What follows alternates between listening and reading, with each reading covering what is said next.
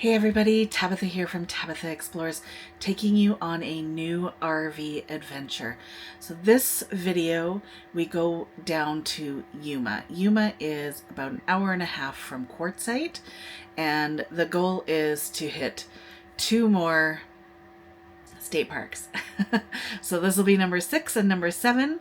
So Yuma's Territorial Prison State Park and the Colorado River State Park. And I want to talk a little bit more about these ones because they were really important to both the history of Yuma and Arizona. So I did go to the prison state park first, Yuma Territorial Prison. So it's called that because it was actually built and put into place as a prison prior to Yuma becoming a part of Arizona. So there was a part of Arizona that was kind of a territory as opposed to part of the state at this time. And the prison itself, sorry, I'm just referring to some information, but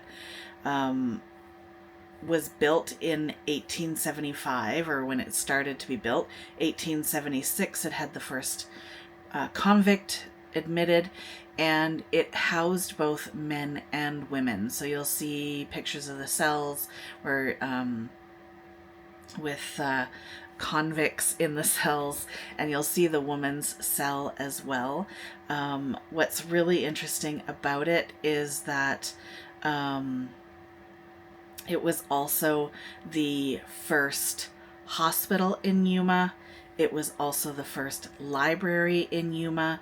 A lot of the folks from Yuma actually felt I can't remember what the exact wording, but it was like club fed, as they call it in Canada. So it was, to the folks that lived in Yuma, they suffered, they worked hard, they toiled for their homes, and it was very rustic. But the prison had a lot more amenities than they themselves had.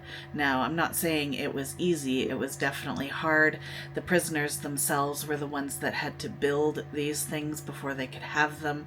And, it was a tough life. The prison was built right on the Colorado River. And it was only open until 1909. So it wasn't even open more than, I think that's what, 1875 to 1909, so 34 years. That's it. They were all transferred to another prison at that time. There were riots, there were deaths, of course, lots of prison type stuff from the late 1800s going on. They had a dark cell, so if they misbehaved or caused a riot, they'd be put in the dark cell. So it's a pitch black cell, all there by themselves. Nowadays, bats live in that cell. I did not learn that until after I'd gone into it and come out. So I was grateful that I didn't see one. And then in 1910, so after it was closed, the local Yuma High School was burnt down. So they actually transformed the prison into a high school for the students. And they still, I think, call themselves the Crims or something like that. At the high school there, they, took it on as a claim to fame, as opposed to a negative commentary of that. In 1915, the Ocean to Ocean Bridge was built, and I refer to that in the video, so you'll see that. In 1941, it was the city operated the prison as a museum until 1960, and in 1961, Arizona State Parks took over the handling of the park, and it was the third state park in all of Arizona to actually be named a state park. So that's kind of the history of Yuma Territorial Prison. I would absolutely recommend going there. It is such a great education. The second thing I want to talk about is the Colorado River State Park. This one really got to me and my heart. I talked about it a little bit at the beginning of my arrival at the Colorado State Park Colorado River State Park, because when you drive into Yuma and you look at the Colorado River, especially having been to other parts of the Colorado River where you see like a big river, a proper river, you go to Yuma and you can see the basin where the river once flowed, and the river inside that basin is just maybe a fifth of what it used to be. Like the prison was on the side of the river, and no one would ever escape trying to, or if they did, they would die trying to escape via jumping into the river, because the river was so it flowed so much, like you couldn't cross it. There was only, I think, one time a year that it was really crossable. And then the river itself was a very big part of the shipping. Shipping from the coast of California would come down and around the Baja and up into the Gulf of Mexico or the Gulf of Baja, sorry, and come up the Colorado River, and there were steamships and all sorts of shipping lanes going up there. Yuma was very much a big military place, and that's where they got all of their military shipments in, was through Yuma and through the river. And now, only really local small watercraft could really go up and down the river at this time. You couldn't get a big boat in there at all. It just is too low. It's really too low for it. And the Colorado River State Park is really dedicated to trying to reverse some of the problems they've had with the river. And again, I'd really recommend going to this state park. Both of these state parks are really important to Yuma and really informative and interesting to check out. So that's what this video is about. I was a little bit long-winded today, but they both really got to me and got me in the feels, right? So I thank you for watching. I really hope that you like this video. I really enjoyed making this one and giving you this information. And please like, subscribe, share, comment. I really appreciate you watching this video, and we will see you in the next one.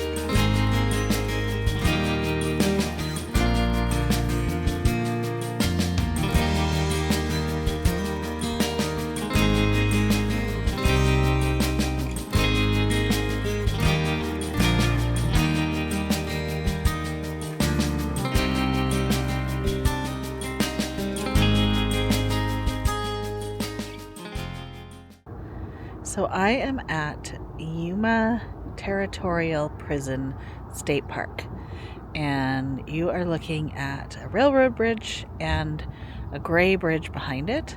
The gray bridge is the Ocean to Ocean Highway Bridge. It was the first bridge to be erected to cross the Colorado River and link the rest of North America to California, I think, at least to California, and it was built in 1915. Before that, they had to use ferries to cross the river, and I think the river was quite a bit higher back at that time. It's quite low right now. But yeah, interesting information where I am.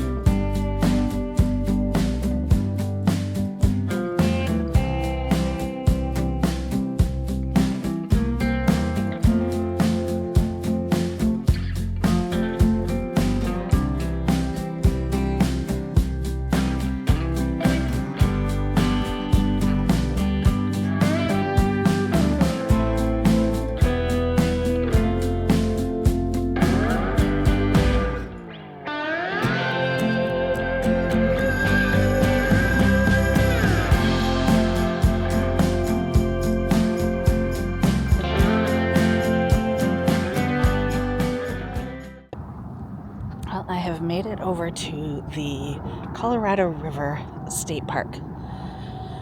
I was looking at the maps and seeing, kind of how the Colorado River makes its way down here. I think I've given you pictures already of, Glen Canyon Dam, Hoover Dam, Parker Dam, Davis Dam. And when the water gets down here, there's not a lot left. There's pictures in the store here showing what the Colorado River used to look like here and what it looks like now, and it's probably, maybe a fifth of what it used to be. It's quite shocking how little water there is that makes it to Yuma now. And they say that the Colorado River doesn't even make it down to the Gulf of Mexico anymore. It's quite...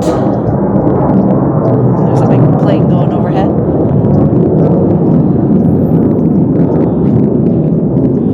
Well, that is a jet. There's a military base here. I don't know if you can see that jet, but there's a military base here in Yuma, so you hear a lot of jets, I think. But anyways, yeah, the Colorado River doesn't even make it down to the Gulf of Mexico anymore. And the amount of water that gets dispersed between